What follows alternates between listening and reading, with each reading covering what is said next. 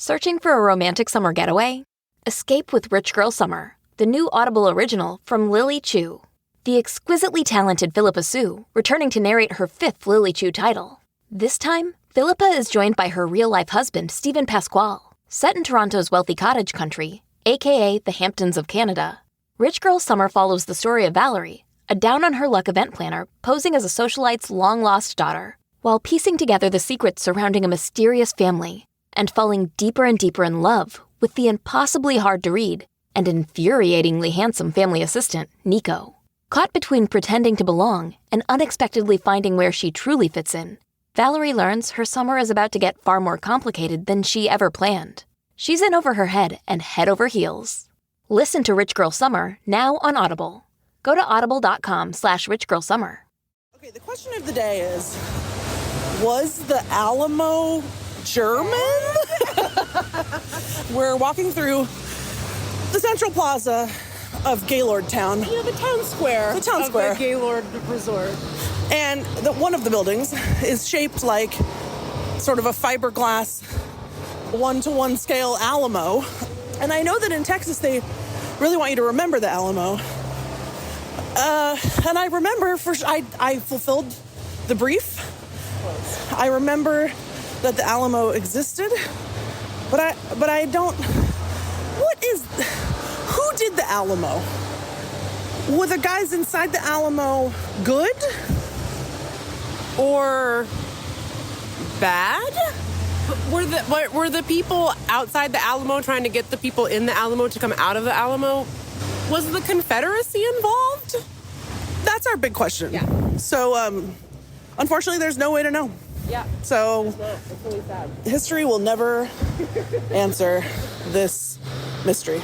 It will remain one of history's mysteries.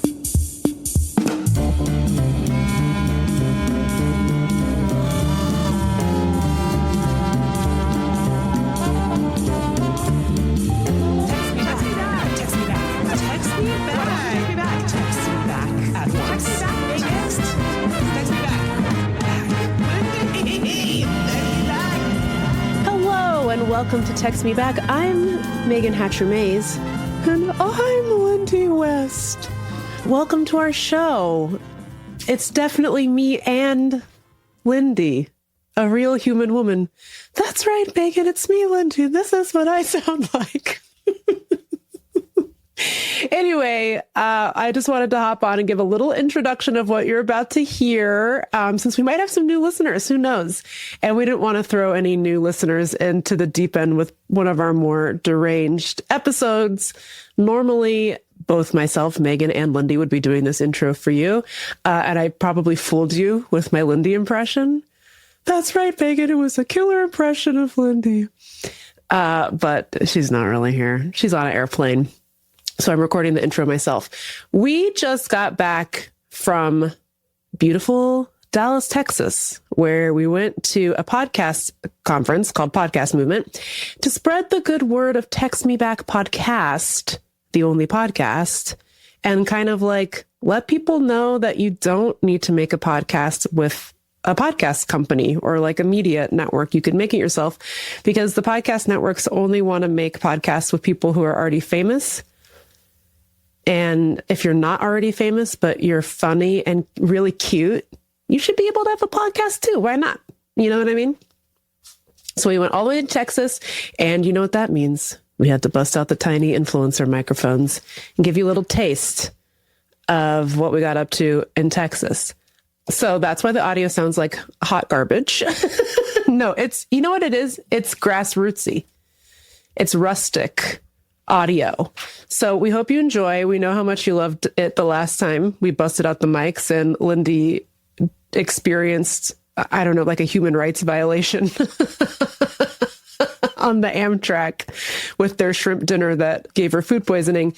But this travel diary has 0 food poisoning, but a lot of crying over something stupid, which is the Text Me Back guarantee. So thank you for listening. Hope you enjoy. If you're a new listener, check us out. Patreon.com/textmebackpod. If you're an old listener, check us out. Patreon.com/textmebackpod. Maybe if you like what you hear, subscribe to this little independent podcast that's not funded by Jeff Bezos. give it a thought. I don't know. Think about it. Think about it, as Beyonce would say. All right. We'll be back next week on Normal Microphones. Lindy will be back from Denver. What will we talk about next? Probably something normal. Don't you agree? Love you. Mwah.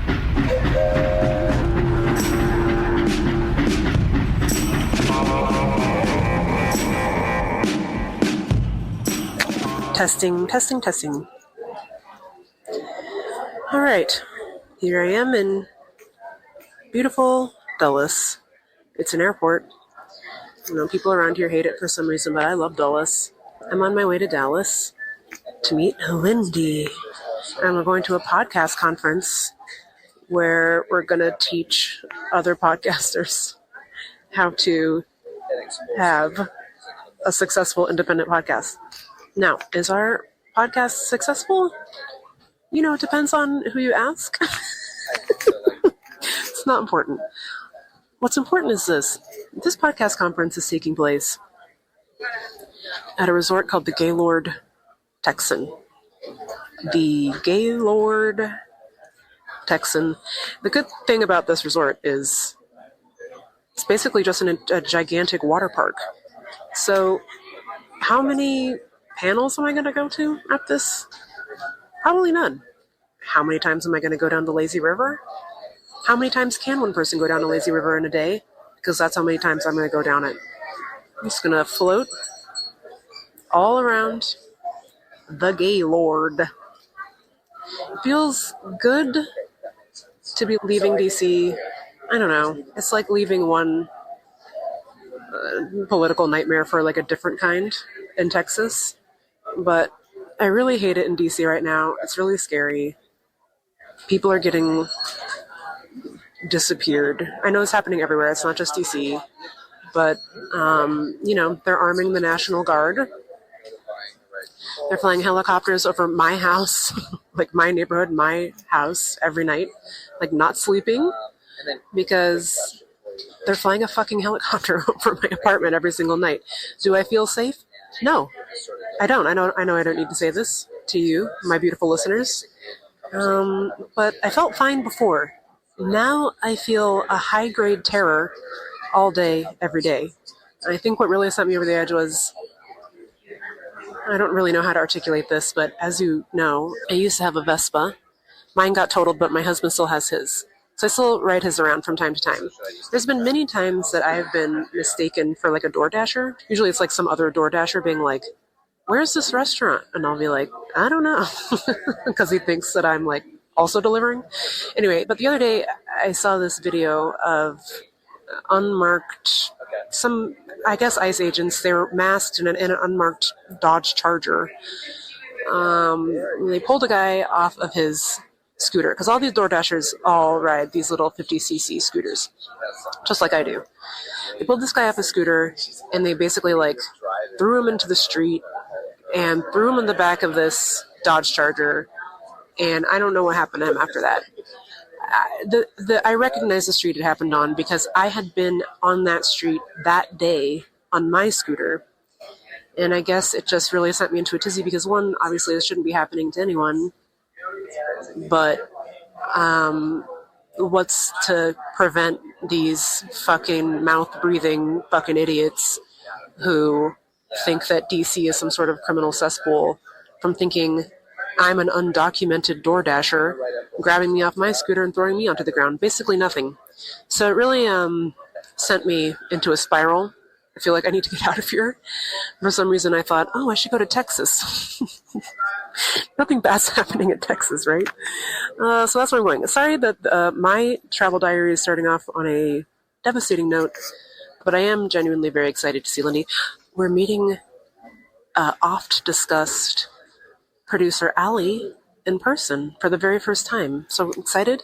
Excited to go on the lazy river and excited to disassociate for as long as is humanly possible before they ship me back to the district and back under martial law. So hold out a thought for old MHM, if you don't mind. And I'll keep you posted about what's going on. I'm at the SeaTac Airport. I'm in the TSA pre-check line. The airport is under construction. The line is long.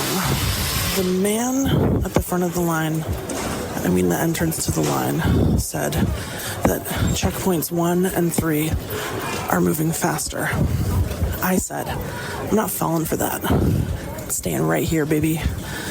And I think maybe I was wrong. I'm just waiting to board. Oh, and I am across from a Chick-fil-A. I don't actually feel very good. I feel kind of nauseous, but the Chick-fil-A smells really, really good. So we'll see. And then, of course, when you buy Chick-fil-A, you have to offset it with a donation to an LGBTQ charity. So might not be worth the steep cost at this hour. Okay, stay tuned. MHM out. I'm standing outside at the rideshare app pickup zone at Dallas Fort Worth Airport, waiting for my ride, which will be here in 5 minutes, which is a shame because it is hot in the shade and the sweat is happening.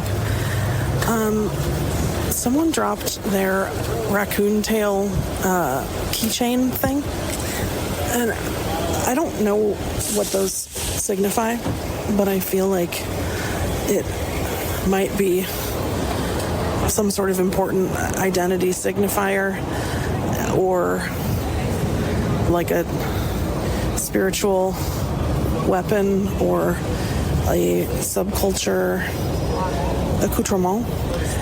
And I feel like it might mean something to someone, and it's just fallen on the pavement here in Dallas Fort Worth Airport, and an old man just ran over it with his roller bag.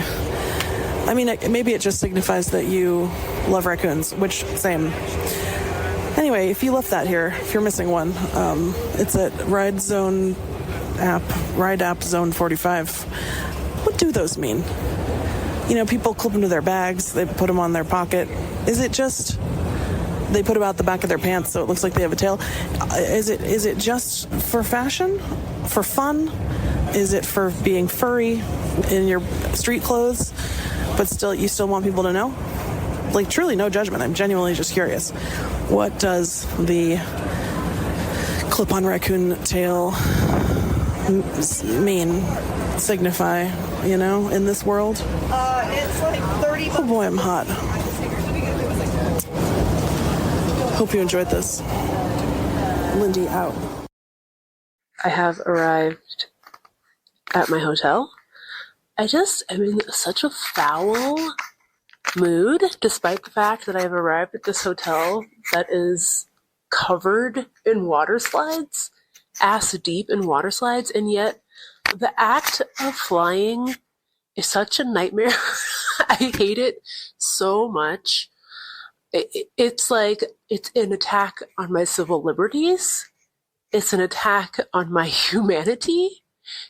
Listen, not to be all 90s hack comic, but what is the deal with the airlines? What is the deal with the airlines? I treated myself to what I thought was some sort of economy plus. I was in row 8. It's 2 rows back from first class, right? I was like, well, that would be nice. And I can get on the plane earlier, I thought. And I don't have to mess around with the gate checking of the bags, which happens constantly now. And you want to know why? Because they deregulated the airlines, folks. And now they can charge these exorbitant fees for checked bags, which means, you guessed it, nobody wants to check their bags, which means every single flight, the overhead compartments are full, which means 9 times out of 10, you're gate checking your goddamn suitcase, unless you're one of the first 12 people on the fucking aircraft. By the way, when I worked on the Hill, I worked on the Transportation and Infrastructure Committee for a while, and this very interesting thing I learned, not that I give a shit about TSA or their job satisfaction or anything like that, but because so many people try to bring their baggage on board instead of checking it, that is what slows down the security lines, and none of the fees that airlines collect goes to support like more TSA agents. Like none of that money is like diverted to TSA to cover the cost of TSA agents to speed up the security lines or anything like that. But because there are baggage fees, nobody wants to check their bags, which means TSA has to check like 8 billion fucking bags for security, which slows down the security lines and makes everybody pissed off. Both the TSA agents, which again I do not care about, and travelers, which I do care about because I'm travelers. Anyway, so I just want to throw that out there. All of those checked bag fees, that's just shareholder value, baby. That's shareholder value. And at the end of the day, there's nothing on this green earth of gods more important than ensuring the shareholders achieve maximum value on their investment. I think we can all agree. Anyways, so I'm like, I'll pay the little extra money. I'll get to board, hopefully on the earlier end of things. I can keep my bag by me, and blessedly, I'll be able to get off the plane pretty quickly too, because I'll be near the front, right? No, wrong. I don't know what I paid extra for, but it was not anything. This was not economy plus of any variety. This was nothing. So I flew United, but this could be any airline. This is not even specifically like fuck United. It's just fuck all of them. Man, I get more and more radicalized toward the idea of nationalizing the airlines every single time I have to step foot in a fucking airport. Anyways, so the way United boards is not like, oh, you're in the front? Congrats. You're fancy and you've paid extra money. We will reward you by allowing you to board. No. The way that they board is some sort of like McKinsey consulting AI model psychotic fucking process where they board all the fancy people, like first class and, I don't know, United Gold Premier King, Diamond Platinum Kings and Queens. Like all those people get to board. Then people traveling with children under 2. Active duty military. By the way, I saw a guy who was like probably in his 60s get up and go for active duty military. Now look, I don't really know anything about the military, but 60s? Active duty? None of my business. I don't care. We all got to do what we got to do to get onto the metal tube of despair to come to Dallas. Okay? So anyways, then you guys, they board everybody sitting in a window is group 3. Everybody sitting in the middle is group 4, and everyone sitting in the aisle is group 5. Last to board if you, like a normal person, like to sit on the aisle, so you're free to get up and pee whenever you wish. I was punished for being an aisle sitter, and so I had to board in the final group. You'll never guess what happened to my bag. Oh yeah, it got gate checked. It got fucking gate checked, dudes. I was so annoyed by this whole thing. I thought I was going to commit, not a crime, because I'm not trying to end up on the no-fly list. What I thought I was going to commit was a rant on my podcast, which is what I'm committing right now. I just was so annoyed and so pissed off. I was like, what was this extra money even for? And it's not even like Alaska, where you pay for like economy plus and they give you a free wine. It wasn't even that. So, actually, maybe fuck United. I don't know.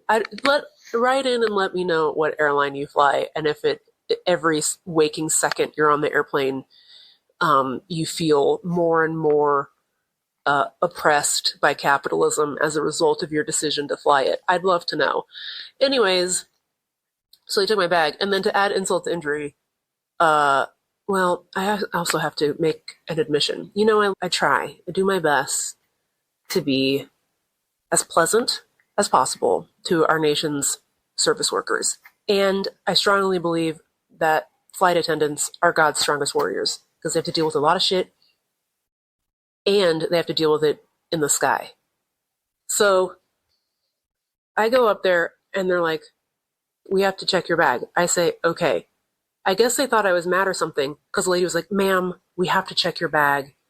You need to understand. And she goes on this whole monologue, I guess because she thought I was pissed off. I was, but all I said was, okay. That's all I said. And she goes on this whole monologue about why they have to check the bags. At this point, she's already tagged my bag. And she's like detained me to give me the rundown onto why they have to gate check like 30 bags.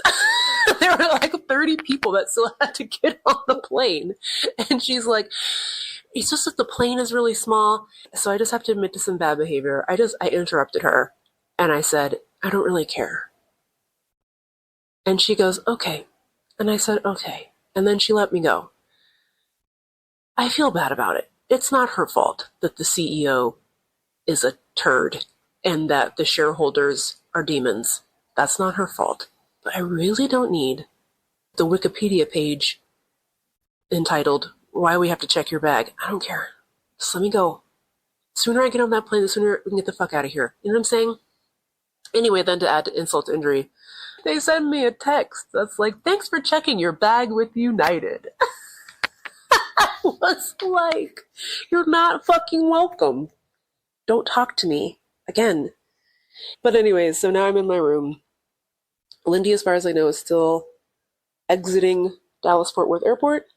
Can't wait to find a slide, so we'll keep you posted about it. I'm going to try to get into a better mood. Okay, see you soon. Do people not use rideshare apps here? I thought this was like a car culture place.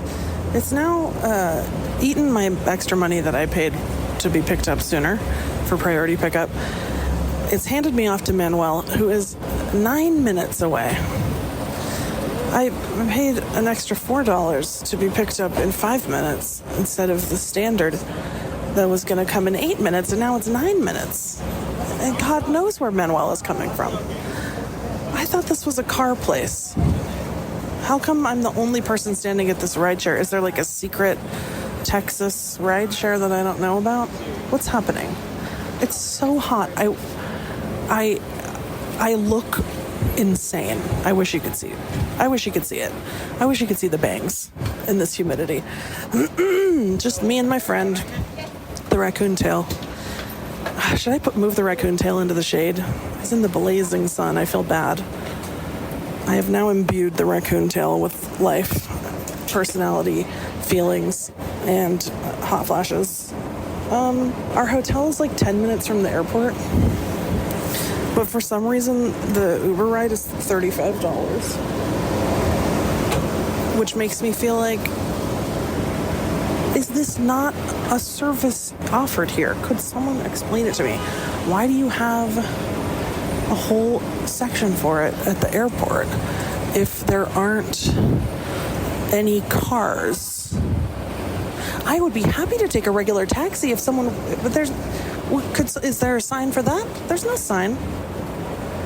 Ugh. Earlier when I was in the air conditioning, there was some woman complaining, and I was like, ugh.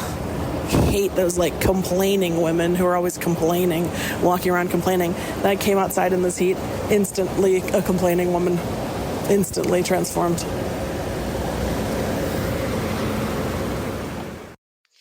Okay, I've left the hotel. I'm walking to a Tex-Mex restaurant to meet Lindy. She's already there. It's hot as fuck shit here in Dallas, Texas. Like it's hot in DC, but this is like, vile, borderline unlivable, frankly.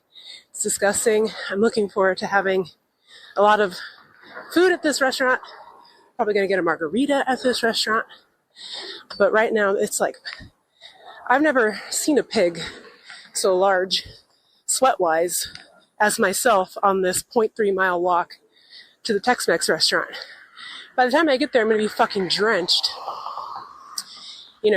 So that'll be great for everyone to have a gander at. However, to be reunited with my beautiful friend will wash away the perspiration of shame and bring on the perspiration of love. Okay, well, I walked all the way around outside to get to this cantina where I'm meeting Lindy. I absolutely did not need to go outside at all. All of this is fully inside. And now I'm in a line. But I think she's in here somewhere.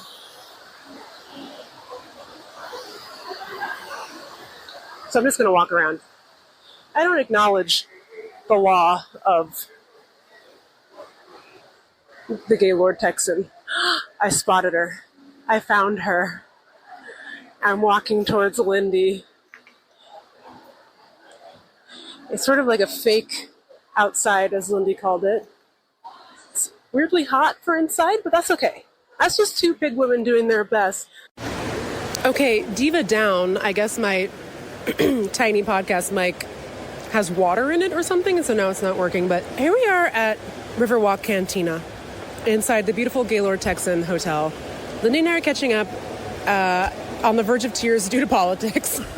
Normal Text Me Back podcast stuff. We ordered tacos and we ordered queso. Oh, this is really important for you guys to know. We also ordered loose corn, which we are sharing, and it's really good. I don't know. So I'm like on this journey with loose corn where like I haven't had a bad loose corn since I started the journey, which feels really important to me. So anyway, they bring us our tacos, which comes with a side of refried beans and like Mexican rice, right? Who doesn't love delicious seasoned Mexican rice? I gotta take a bite of this shit. Now, why is there a pea in my rice? Now, why is there a pea in there? I don't want to eat that. I'm not there yet with peas. Loose corn, yes. Peas, no, but also, why are peas a typical addition to Mexican rice? Lindy's making a face of like, I've never heard of that. And she don't know. She's doing like shruggy emoji at me. We're in Texas. She said we're in Texas. They know better than us. That's true, they do. And yet, she's going to have to watch me pick like 16 peas out of this rice. It's a bad day. Bad day for MHM. Also, Lindy almost choked on a loose corn. And we discussed it. Here's the deal. Lindy can't go out on a food-based incident. Mike Cernovich will never let me hear the end of it if she goes out on a food-based homicide. So prayers up that Lindy dies of natural causes or a plane crash. Yeah. Because that would also be very good for the podcast. Better not be my fatty liver. No. Megan and I have arrived at the podcast movement area in the convention center at the Gaylord Texan. We're looking for the BBW check-in line. Excuse me. Where did the BBWs go? Attention, excuse me, podcast conference organizers. I don't see the express BBW line. We've got two BBWs who need BBW badges. Do we have a BBW concierge that's available to come assist? Do you think this is going to be like the other podcast conference we went to where we do 3 episodes about it and the organizers reach out to be like, I listened to all 3 of your episodes about how stupid our conference was and I wish you would stop? That's actually not what they said. He reached out and he was like, would you come back to our conference? Which makes me feel like things are maybe grim in the industry. Anyway, we're in just the craziest building you've ever seen in your life. If I had to guess, I would say this was built yesterday. We're gonna get our frickin' badges, and it's gonna rock. I hope there's some goodies.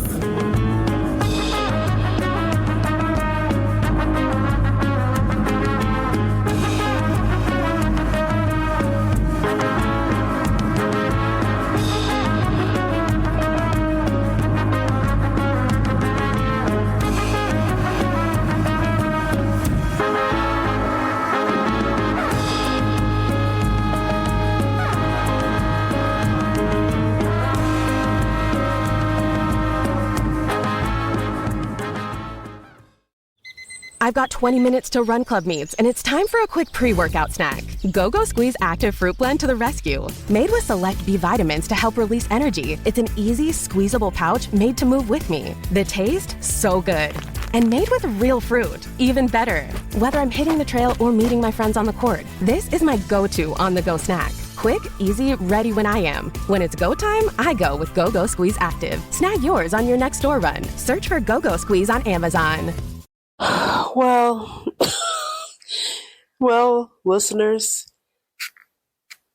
here I am again. The Gaylord Texan is a self-contained small town. There's simply no need to go outside for any reason whatsoever. You know what I mean? And it has I think Lindy got one of these rooms. It has interior balconies that overlook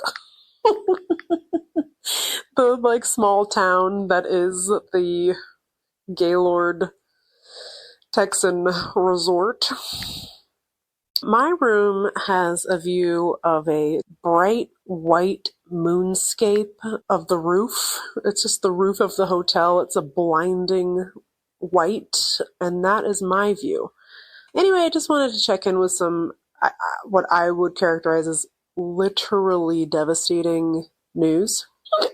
I'm giggling and laughing, but I'm actually so sad about this. I don't even know what to say. Anyway, Lindy and I are excited about this conference. Sure, to spread the word of Text Me Back podcast, absolutely, and to encourage other people who want to make something to do it themselves and not make it with a big corporation. Because why should 8 white guys get to decide what is a good podcast or what is good entertainment? For example, I'm still furious that David Zaslav unilaterally decided not only to cancel Legendary, that ballroom competition show, but to remove it entirely from the platforms. If you want to go back and watch the 2 seasons of Legendary, you can't, because he was no, nobody gets to watch this. And to me, why does some random stupid bitch named David Zaslav get to decide whether or not there's an audience for a ballroom competition show? He shouldn't. Anyway, same is true for podcasts. I think we can agree. That's the main reason why we came here, I guess. But if we're being honest, listeners, 99% of the reason we came to this conference is because the Gaylord Texan has a water park attached to the hotel. And Lindy and I were like, oh boy, it's gonna frickin' rock to go to Grapevine, Texas, do our little rinky-dink little presentation, and then spend 100% of the rest of our time going down a water slide and floating down a lazy river. I don't know if you have ever floated down a lazy river, but literally, and I'm not even joking, this is not a joke. This is my actual closely held belief. There is no greater happiness on this planet than laying in an inner tube and letting the currents take you away. It's freaking beautiful. It doesn't matter if it's natural or artificial. It's the most incredible sensation in the world. And so I've been thinking about this water park for 2 or 3 months, whenever it was that this conference accepted our pitch. You guys, I brought 2 bathing suits to this because I was like, if the bathing suit is still wet from Tuesday, I want to have a dry bathing suit for Wednesday. I came freaking prepared because I'm trying to go on a zip line. I'm trying to go on a lazy river. I'm trying to slide down a slide. Whatever. I never get to, I'm 43. When am I going to a water slide? Where is there even a water slide? I think you can see where I'm going with this. Okay, this is called foreshadowing. So earlier, we finally got to meet producer Allie in person. She's not 6'5", okay? She's 5'6", but still a delightful individual. So exciting. So she's like, where's the water park? And I was like, I don't know. I haven't found it yet. We did find an outdoor swimming pool, which is lovely, but there's no slides or anything like that. So I was like, okay, well, you guys have a good evening. I'm going to go lay down and I'm going to try to figure out where the water park is. So I come up to my room, I lay down, and I open up my little freaking brochure for the Gaylord Texan. The water park is closed. It's closed until Friday. I depart from Texas on Thursday. I mean, I don't even know what to say. I really need to impress upon you, I am not joking right now. I'm actually I am like literally despondent. I texted my husband to be like, you're never gonna believe what happened to me. The water park is closed. And like, he's devastated on my behalf as well. I texted Lindy, obviously, to let her know. She tried to make me feel better by being like, oh, but yeah, water parks are full of kids and piss. And I was like, yeah, that's true. I don't know. She's like, did that help you feel better? And I was like, yeah, I guess. I guess. Anyway, so I guess we're gonna go to just the regular outdoor pool tomorrow, which is like not a bad consolation prize, because the reality is I haven't been in a pool all summer, so it will be nice to go in the pool. But boy, oh boy, did I want to go down a water slide, and boy, oh boy, did I want to just float. You know, everything is just so bad and difficult, and there was just something that seemed so pleasant about just sort of floating weightlessly through existence. You know? My favorite thing about never ever actually being a BBW, but only being talent, is that I get to wear whatever stupid shit I want to the conference. I don't have to like wear a business girl suit or a dress or look professional, because my job is not to be professional. My job is to be myself. And so I'm wearing bike shorts and a sports bra and essentially hiking boots because they have my orthotics in them. Everyone else is wearing business clothes. Not me, baby. I'm talent. Okay, I have just returned to the hotel room after the welcome party at this podcast conference. I don't know. I guess it was theoretically a networking thing. I don't really want to network with anyone, though. Do you know what I mean? I think there's probably a lot of people out in this earth who can help good old Text Me Back podcast. Text Me Back pod crap. Uh-oh. Freudian slip. Anyways, Text Me Back podcast. Great podcast, by the way. Should be more popular. I went on down to the welcome party. I knew that our beloved producer, Allie, would be down there. Her friend Jeanette was also down there. Jeanette is a perfect angel as well. Immediate besties with Jeanette, by the way. So I was like, well, I'm a little bit bored and I'm like depressed about the water park situation, so I'm gonna head on down there and glom onto Allie and Jeanette. So I went down there and it was really fun. I was forcibly networked with, but mostly had a lovely time with Allie and Jeanette. Lindy did not come because Lindy was working on the edits for the episode with Kelsey McKinney that you listened to last week. So she stayed in her room. And also, you know, podcast conference networking, does that really sound like something that Lindy would want to do? The answer is no. But I texted her because I got down there and I was like, dude, no pressure, but they do have an ice cream bar where you can like make your own ice cream sundae. And she was like, take a pic. And I was like, oh, absolutely, I will. So I went and took a picture and I was kind of like standing by myself. Here's my problem as a human being. If I'm upset about something, I become hyperfixated on that thing. And as you know, I am devastated beyond repair about this water park closure situation. So I'm running around at this networking welcome party, just informing everyone I can find that the water park is closed. And I'm thinking nobody's really going to care. I'm thinking everyone's going to think, okay, weirdo, like, we're not here to go to the water park.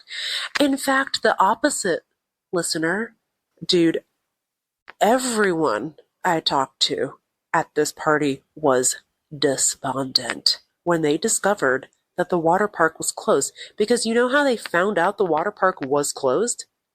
From me at the networking event. That's how they found out the water park was closed. Multiple people came to this event thinking that they were going to laze down a river. Oh, no, ho, ho, ho. They're not doing that. And I was the one who had to break the news. I met one woman who flew in from Denver, right?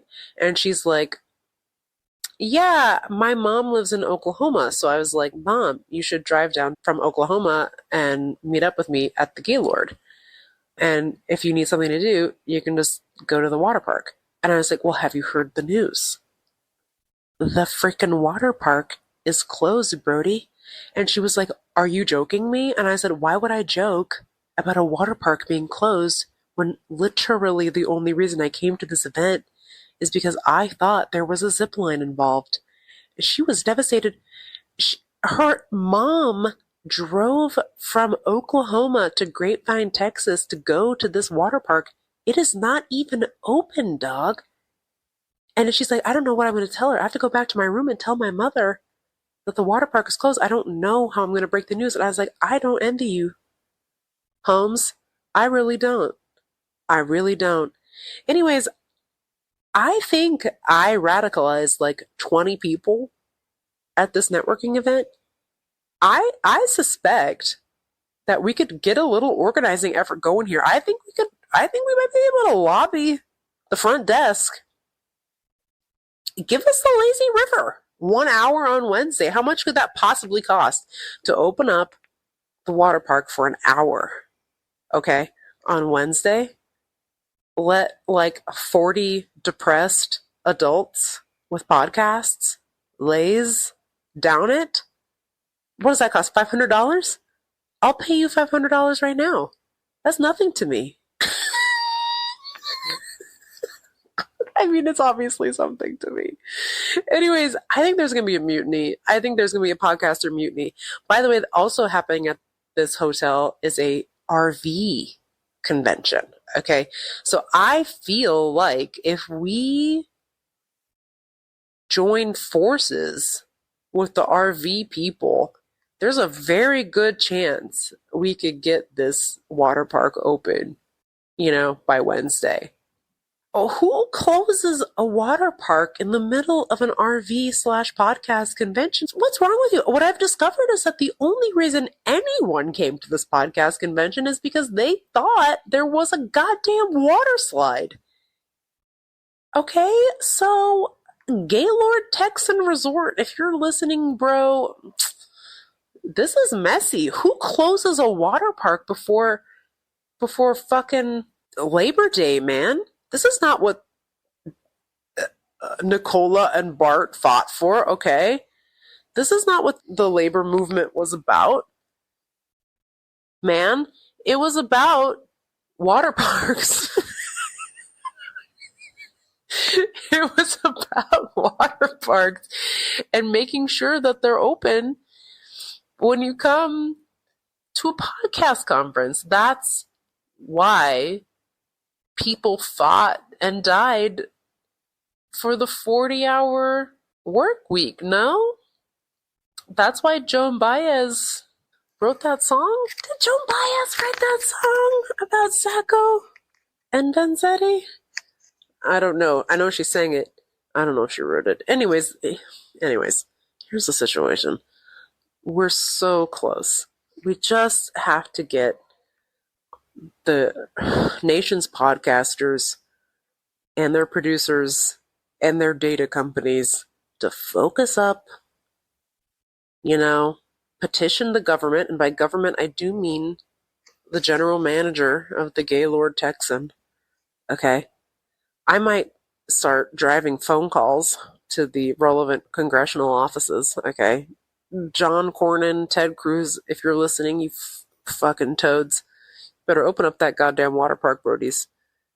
Okay, because life is hard. And everyone at that networking event wants to float down a river. And that's what America is about. That's what we fought for. That's what the Revolutionary War was about. It's day one at the conference, or maybe day 1.5 because we got here yesterday. I have taken a shower. I've gotten dressed. I'm a little bit worried that Meagan is mad at me because I slept until 11 o'clock. To be fair, that's only 9 o'clock where I live. And I stayed up late working on the podcast. Anyway, I'm having a little bit of an incident right now. I'm sorry for the TMI, but I figured I started it already. I started a tradition with the train diarrhea. So I'm going to tell you my new TMI, which is that I would have signed a sworn affidavit. Is that what you sign? That you swore it's true? I would have put my hand on the Bible.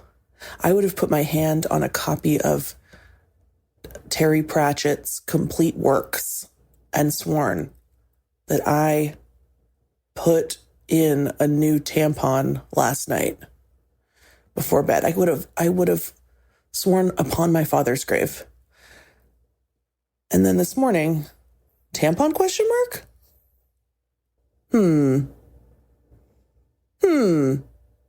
Something to think about. Where'd she go? Was she ever really there? Did I make the whole thing up? What do I do? Don't answer that. I'll figure it out. Please don't talk to me about this. I do have an irrational fear of, or no, I have probably a rational fear. Whoa, I just had a vertigo spell, like a dizzy spell just then when I was about to say I have a rational fear of toxic shock left over from when they teach you about it. And that's a real thing. Anyway, I'll keep you posted, or I won't. I might not, but wish me luck with the mystery of a lifetime. I am sitting in a dark room because I'm about to leave my hotel room and go and find Meagan on the floor of the podcast convention, so she stops being mad at me. So I think something about sitting in the dark, staring at my bright phone caused my equilibrium to flip for a second. I think it's fine. I don't think that's a toxic shock symptom, and I don't think you get toxic shock this fast. And I think I'm probably just having a false memory about the tampon in the first place. But, it just adds to the many, many adventures we're having here at Gaylord Texan. Lindy out. All right, I ventured out of my room. I meant to wake up at 9 a.m. to go see the podcast talk. And then I simply just never got out of bed. Sort of like my ancient lazy DNA really kicked in a severe way this morning. But anyway, I moseyed on down to what they're calling the Texas Ballroom because there was some other chit-chat happening at 11:15 about the state of the podcast industry. And I was late to that too, whatever. And I'm thinking, I wonder what room it's in. Listen, there's no room. It's one big room. Everything is in one enormous ballroom, the Texas Ballroom. There are 8 different stages all in the same room. And the way that you can hear what anyone is saying is you have to wear these special and incredibly fucking dorky headphones and program them to the correct channel, and then you can hear what people are saying. So basically you have to walk around looking like the biggest fucking loser in the world. I mean, it's bad enough to have to wear, a badge at a conference. I feel like there's nothing nerdier on planet Earth than wearing a badge and being like, I'm an attendee of a conference. Whoa. Anyway, again, this is nothing personal to the conference. It's just conferences in general are, I think, humiliating. Anyway, so then I was like, I'm going to stick around because there's this show called Tony and Ryan, and it's very popular, and it's hosted by 2 Australians, the titular Tony and Ryan, respectively.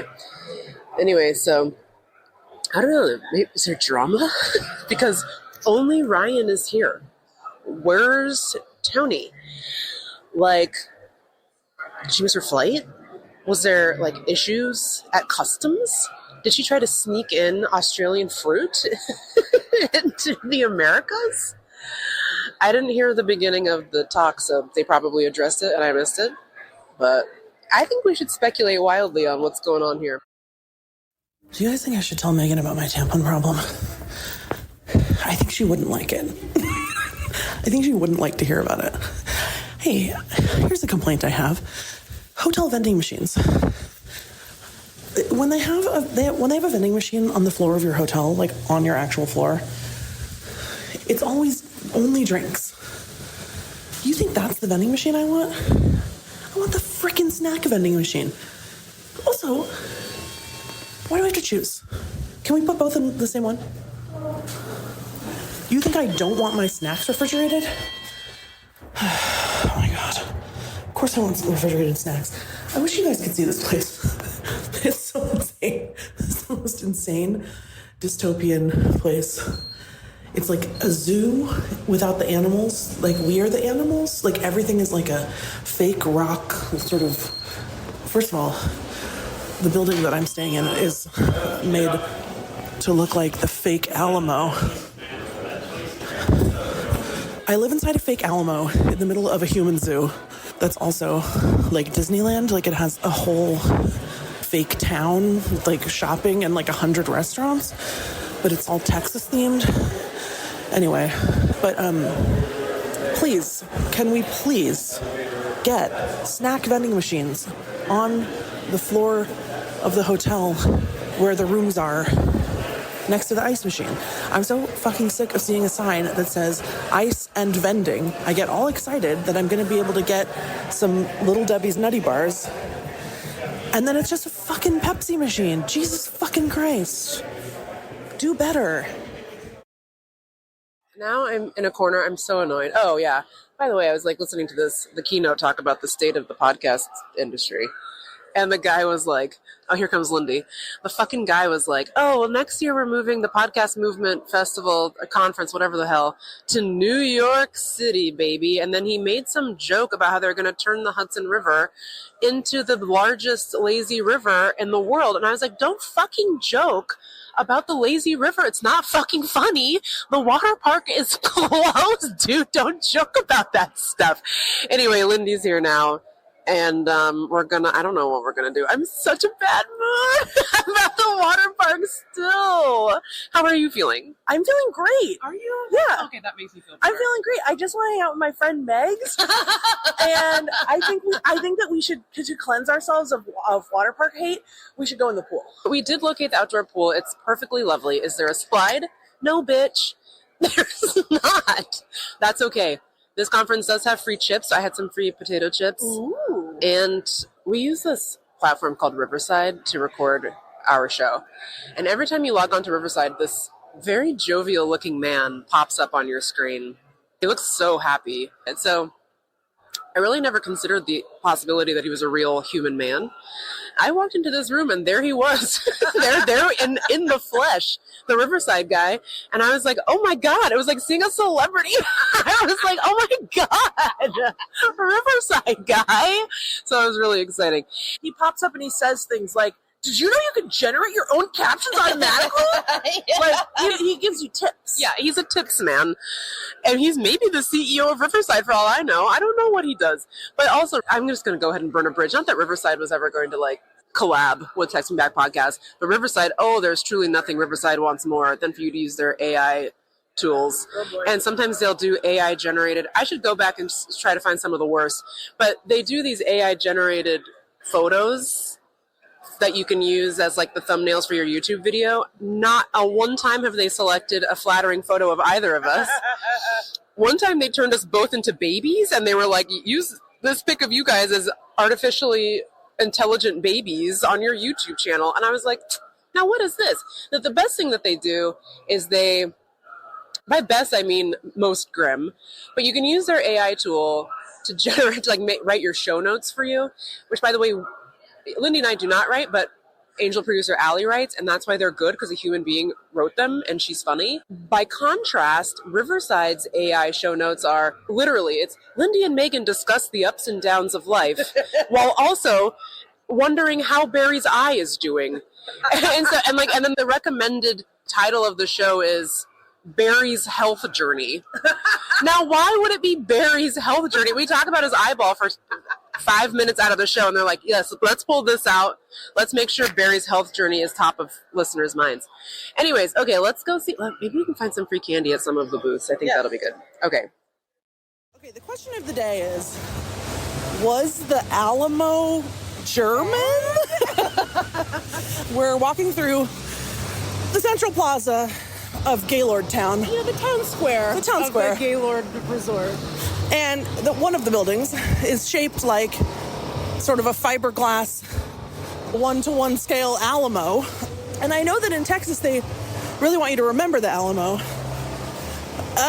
And I remember I fulfilled the brief. I remember that the Alamo existed, but I don't. Who did the Alamo? Were the guys inside the Alamo good or bad? Were the people outside the Alamo trying to get the people in the Alamo to come out of the Alamo?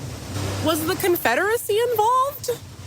That's our big question. Yeah. So, unfortunately, there's no way to know. Yeah. So, It's really sad. history will never answer this mystery. It will remain one of history's mysteries.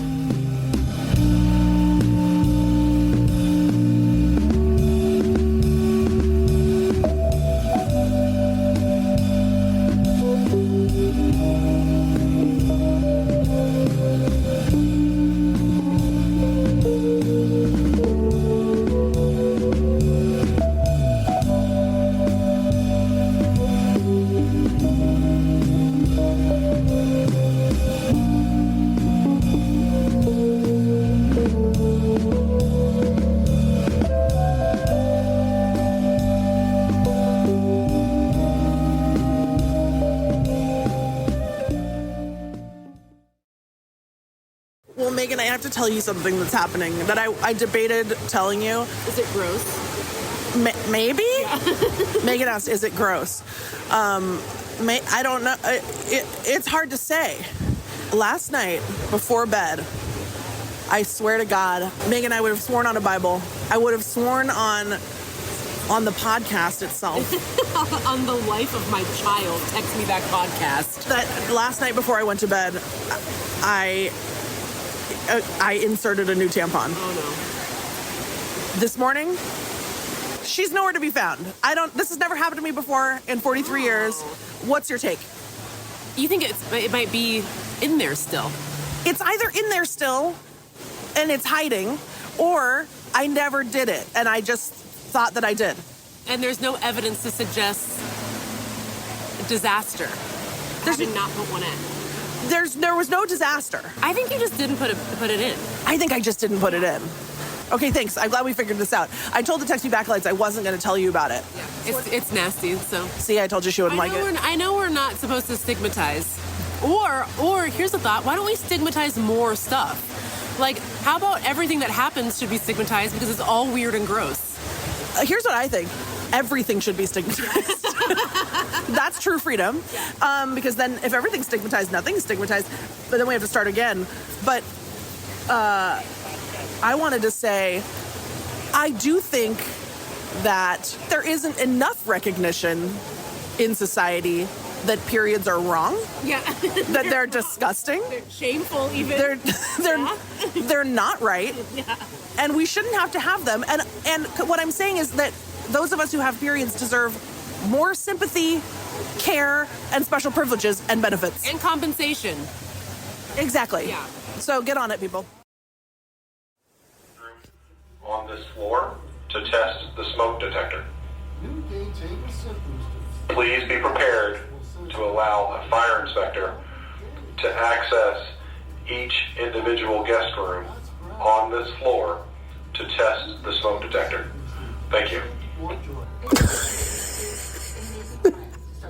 What was that?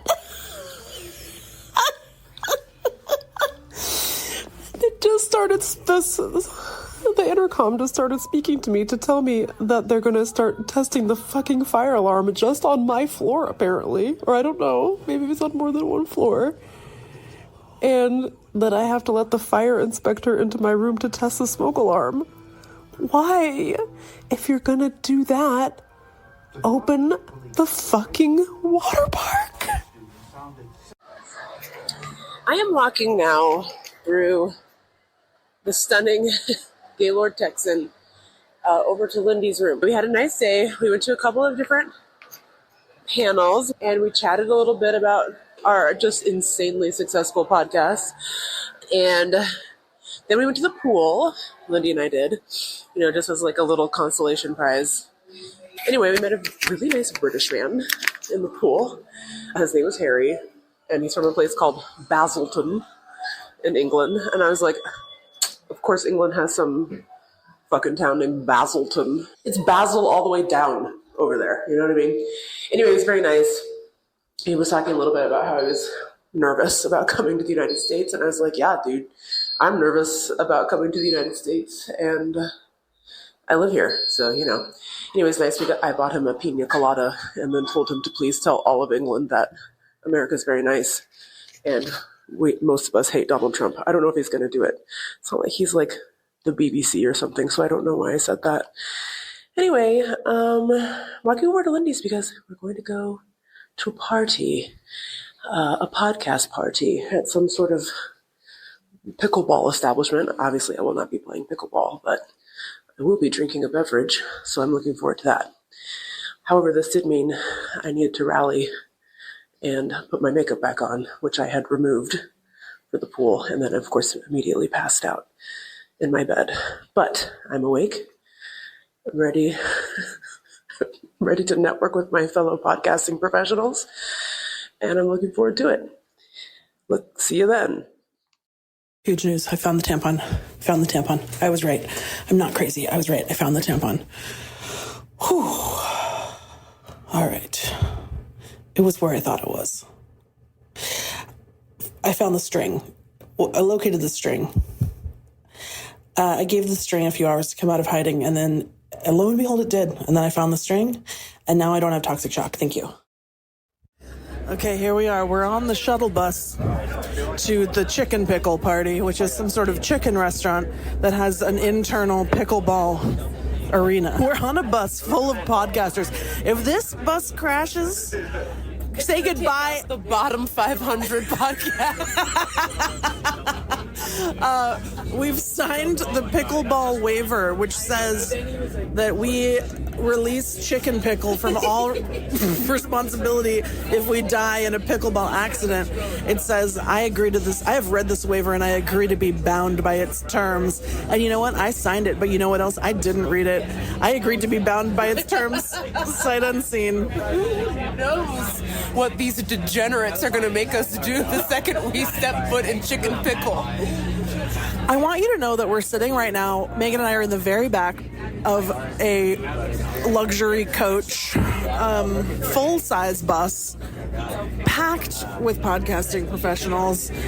We're going to a party. The bus has neon blue lighting. It's sort of a party bus, except it doesn't have poles.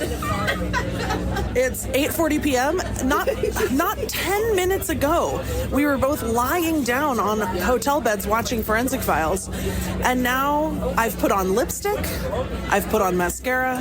You're wearing a dress? I'm wearing a dress. I'm wearing a sort of a heeled clog, and we are going to a party hosted by iHeartRadio, whom we plan to eviscerate at our panel on Thursday about how we don't need no stinking companies. If this Get ready, sweetie. If this party doesn't have a spicy chicken sandwich with a pickle on it, as is implied by the name, then you know what, Megs? From that day forward, I no longer heart radio. I named them enemy. He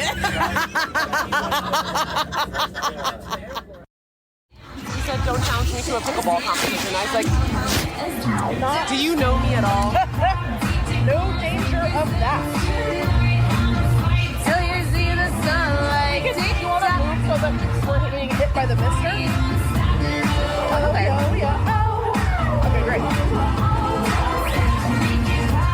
So, do you want to go inside and find Allie? I don't know. Okay. She said she's gonna come out. But the party don't stop now.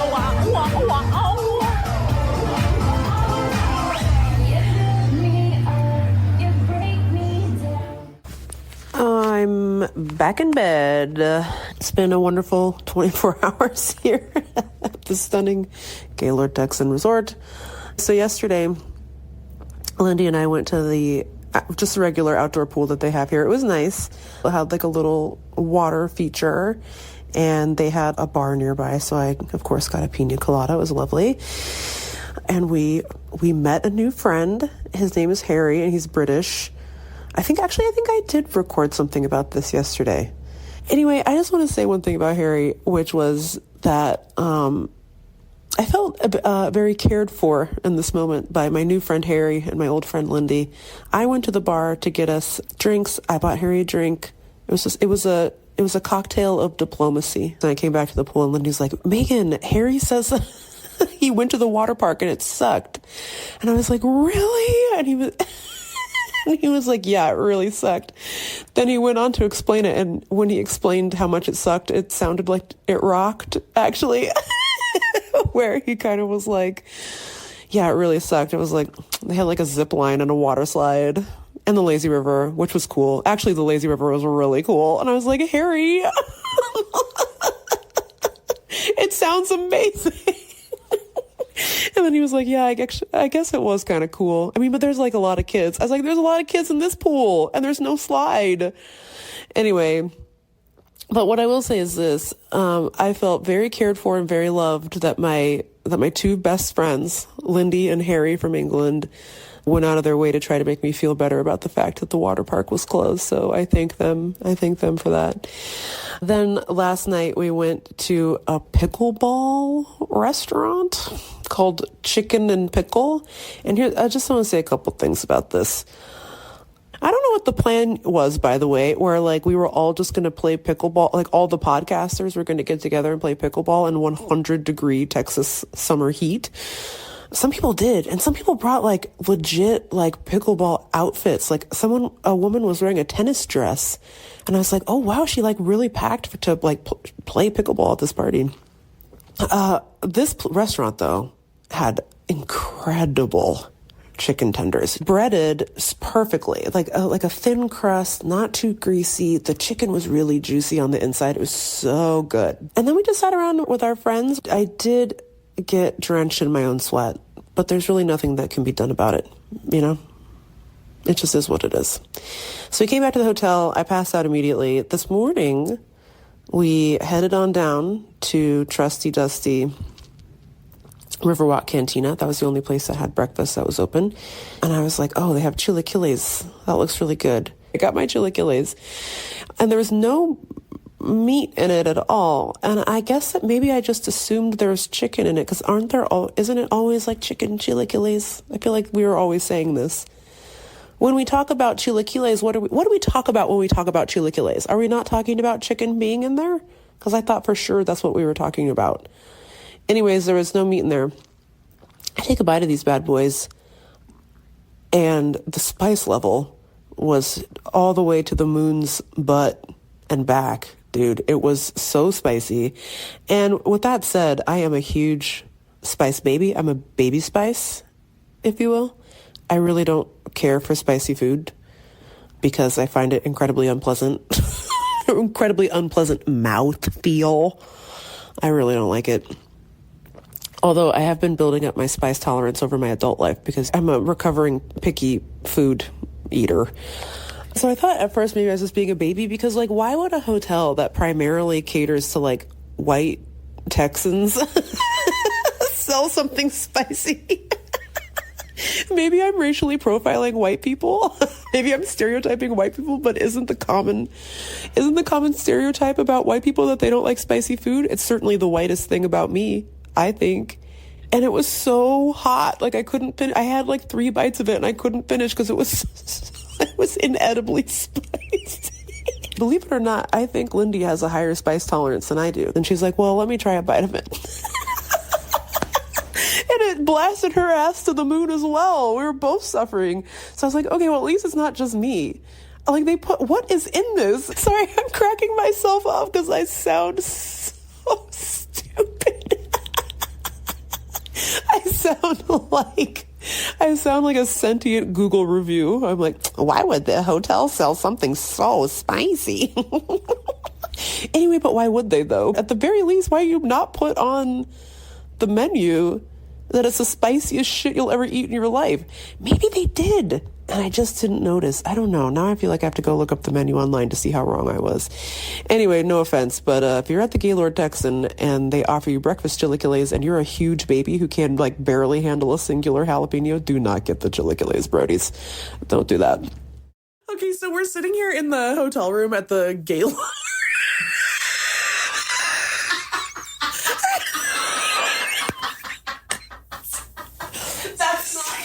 That's not the joke. At the Gaylord Texan, which is the name of our hotel.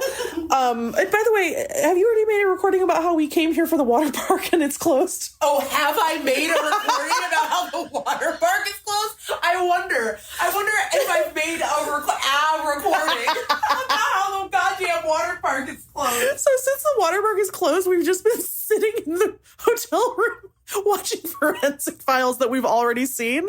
Earlier, I went down to the marketplace, which is like a little grocery store. It's like a little, they sell snacks. And I was like, I want a snack. So I went down there and they had combos. They had 3 different flavors of combos, actually. And I was like, I haven't had a combo since the 90s. What is a combo? I haven't had a combo. And so I bought a bag of combos. Now, this is the wrong context to do this experiment, because at the Gaylord Marketplace, a bag of combos was like $8. But nevertheless, I persisted. I bought the combos. And so they're sitting on the table. I was just whining to Megan about how I'm hungry because our dinner reservation isn't for an hour. And Megan was like, why don't you eat your combos? And she said it with derision. And I said, why don't you eat your combo snacks? And then you tried to explain combos to me, and it was the most unsettling description of a snack I've ever heard. And then I said, well, I bought them as an experiment. I don't even remember what combos are like. And then I said, I think they're wet inside. I think it's a pretzel stuffed with some sort of paste. The only way out is through, Lindy, so you're gonna have to eat a combo I'm gonna snack. eat a combo snack. Oh boy, my back hurts. Okay, so I bought, it says combos, stuffed snacks, buffalo blue cheese. Oh my God, of all of the combos. I know. The other option was pizza, or then there was just like regular cheddar, I think. Oh, I would have gotten pizza. I should have gotten pizza. Well, it's too late now. It's too late now. I'm broke after buying these combos. I've been bankrupted by the Combos Corporation. Okay, there's a combo. Wow, it really is stuffed to the brim. Oh. Is it wet? Let me try one. It's not wet, but it's not dry. It also has way less flavor than I expected. It really tastes like a pretzel. It definitely doesn't taste like buffalo blue cheese, but it's not bad. Not bad at all. Will I combo again? No. Stay tuned. No. This is my first and last adult combos experience. Oh, the aftertaste ended up being... Well, it has like a spicy, that's why I'm coughing. Yeah. It has like a spicy, punishment. After the credits roll, it has a post-credits spiciness without the delicious flavor of a buffalo wing, just the throat attack of a buffalo wing. So, anyway, back to Forensic Files. Bye. Lindy and I had kind of a plan to go on a little excursion into Dallas proper, because technically the hotel is in Grapevine, Texas.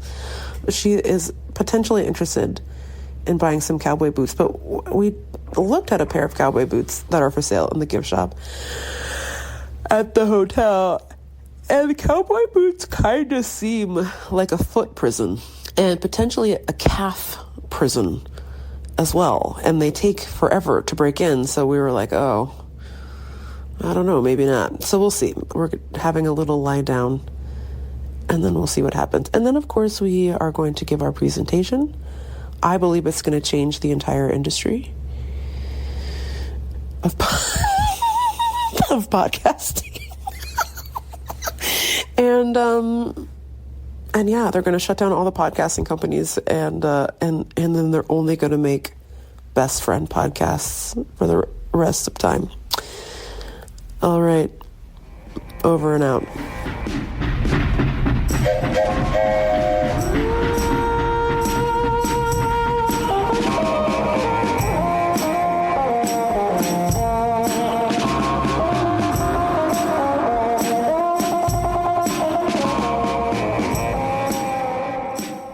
I'm back in Seattle. I forgot to record anything on the journey home, but it was uneventful. I sat next to a college child who loved football, and he watched a documentary about the Dallas Cowboys for the entire trip, and I played Stardew Valley, and I also took a nap. So, I don't know, not very interesting. I miss Megan already. I was just standing here waiting for my bag, and I had this thought that I understand how people embezzle. Because I was thinking, if I had like a debit card that was tied to the podcast and I got it mixed up with my regular debit card, I'm the kind of person who will just like swipe it and swipe it and swipe it until it stops working. You know what I mean? What if I accidentally did that with the podcast debit card? I used all the podcast money and then I didn't have the money to pay it back because I just thought that was the money that I had in my account, you know what I mean? Something to think about. Maybe we shouldn't condemn people who embezzle because maybe they're just stupid. Luckily, I don't have a podcast debit card because Megan knows. I would never embezzle deliberately, and that's the Lindy West guarantee. All right, this was a fun excursion. Thanks for taking the journey with us.